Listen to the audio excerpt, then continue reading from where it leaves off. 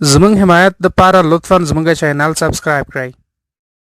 په اسلام کې ښځه او سړی مساوي دي او نظر په یو حدیث چې په بخاري کتاب کې ذکر دی، 8م جلد د آدابو کتاب 2 فصل 2 حدیث.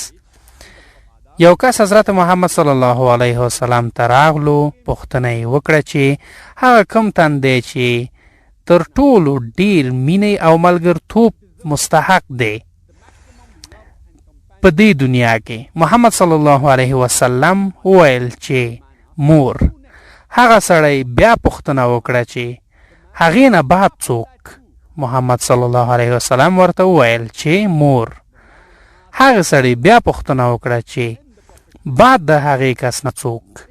دریم ځل لپاره پیغمبر صلی الله علیه وسلم ورته جواب ورکړو چې مور. بیا سړی پوښتنه وکړه چې هغې نه بعد څوک؟ بعداً محمد صلی الله علیه وسلم ورته وویل چې ستاسو پلار. په لنډه ویلی شو چې 95% مینه او ملګرتوب مور ته دی او 25% چې په 4 برخو کې یو برخه د پلار لپاره ده.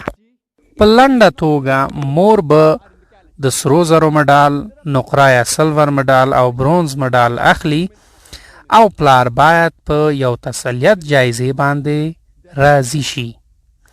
دا د اسلام درس دی. په اسلام کې سړی او ښځه مساوي دي، اما مساوي توب د یو شان توب په معنا نه دی. په ځانګړي ډول د ښځو په رابطه باندې په اسلام کې ډېرې غلط فهمیانې وجود لري. اکثرا مسلمانان او غیر مسلمانان غلط فهمیانې لري. دا کیدای شي چې لري شي او که چیرې تاسو په معتبرو منابعو چې قرآن او صحیح حدیثونه دي ورباندې پوه شئ. لکه څرنګه چې ما ذکر کړه چې سړی او ښځه په مجموعي ډول مساوي دي، اما مساوات د یو شانتوب په معنا نه ده. اجازه راکړئ چې یو مثال وړاندې کړم. په یو ټولګي کې 2 زده کوونکي A او B دواړه اول نمره شوي دي چې دواړو 80 نمرې د 100 نه وړي، او که چیرې د سوالونو پارچه تحلیل کړو، پارچه کې 10 پوښتنې دي چې هره پوښتنه 10 نمرې لري. په لومړی پوښتنه کې A زده کوونکي 9 وړي دي، B زده کوونکي 7 وړي دي. بنان لومړی پوښتنه کې A زده کوونکي ګټه یا لوړوالی ډیر لري نسبت د B زده کوونکي باندې. په دومه پوښتنه کې B زده کوونکي 9 او A زده کوونکي 7 نمرې لري. دویمه پوښتنه کې B زده کوونکي په A زده کوونکي نسبت باندې لوړوالی لري. په باقی مانده 8 پوښتنو کې دواړه 8 نمرې لري، او که د ټولو پوښتنو نمرې جمع کړې نو دواړو 80 نمرې وړي دي.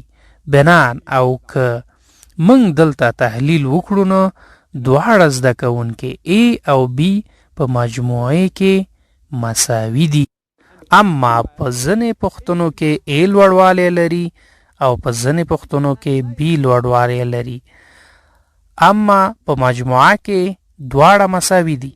په همدا ډول په اسلام کې سړي او ښځې مساوي دي.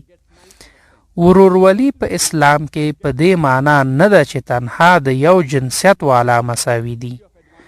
جهانی ورورولي په اسلام کې په دې معنا ده چې د نسل، ذات، عقیده، حتی جنسیت ترڅنګ ټول په مجموعه کې مساوي دي.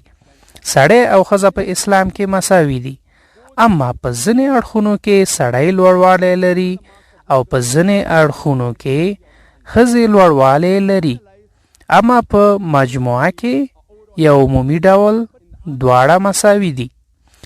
مثلا او که چیرې زما کور ته یو غل راشي، زه به دا ونه وایم چې زه پر ښځو حقوقو او د ښځو ازادي باندې باور لرم، د دې له کبله زما خور ښځه او یا مور باید غل سره وجنګیږي.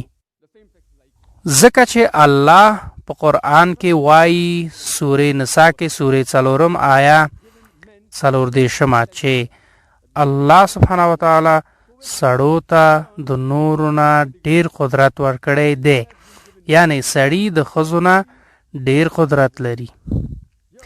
کله چې د قدرت پر رابطه راشو نو سړی لوړوالی لري، ځکه چې سړو ته ډیر قدرت ورکړل شوی دی. نو د سړی وظیفه ده چې ښځې وساتي. دلته سړی لوړوالی لري.